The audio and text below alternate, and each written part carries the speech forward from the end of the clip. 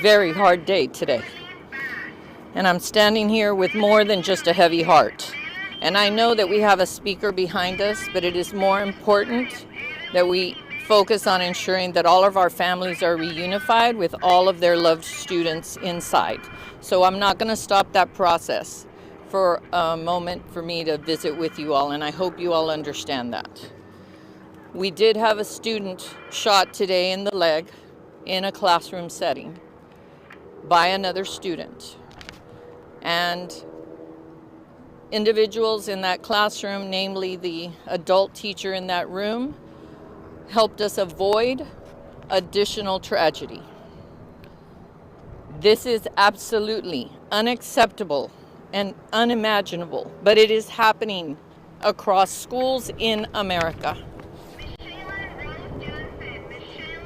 I know that everyone has many questions. I have those questions. I have those very same questions that you all are going to want to ask us that we are still working on. Thankfully, our student is in the care of professionals and it is a non-life-threatening injury.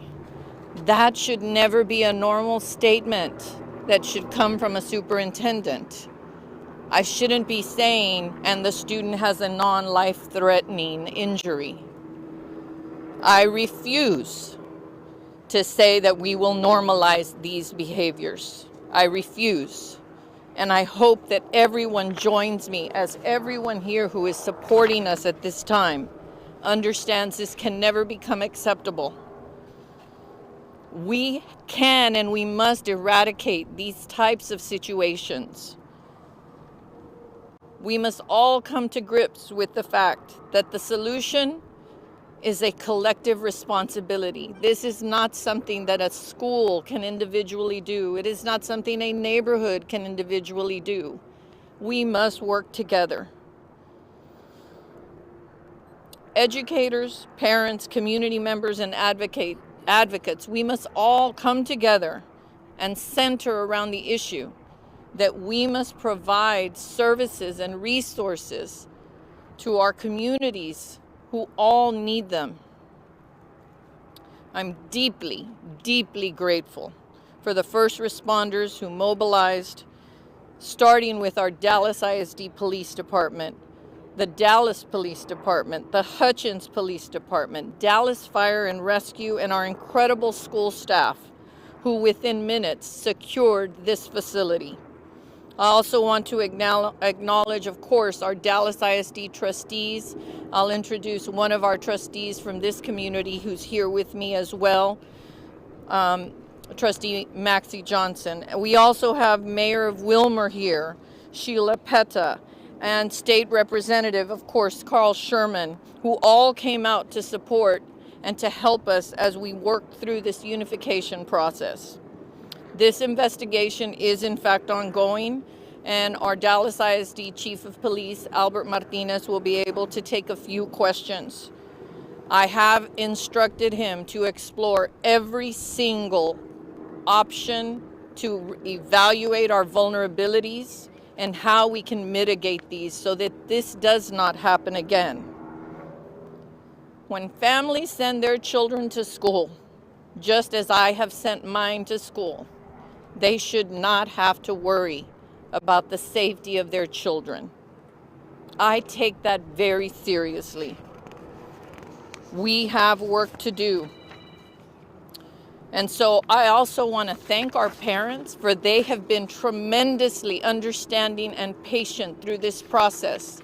I would not rush the unification process. We had to do it correctly. We had to ensure we were providing mental health support right in the moment as parents were coming for their students. I know that we are a strong and resilient community, and we will come together. I know we will heal. I know we will grow. I know we will get better. And yet, I have heard my colleagues and I say these words too many times. I keep on thinking about what happened down there in U Valley. I don't want nothing to happen to my daughter. Like, I'm her protector.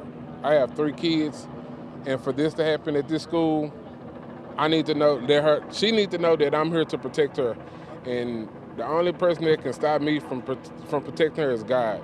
Just to be totally honest. How much does it hurt not being here and not there? Oh, it hurts bad. Like I would rather be in that school looking for my daughter and finding her way out than just to sit right here. Like, this is troublesome. And I'm sure you know schools have protocols like this for a reason, to ensure your children are safe. You had told me that there are metal detectors on this campus, is that right? Yes, there are metal detectors on the campus. Is there a possibility that whatever mechanism they have there has failed here if we've got a gun on campus and we have a shooting here on campus? Honestly, I don't think it failed.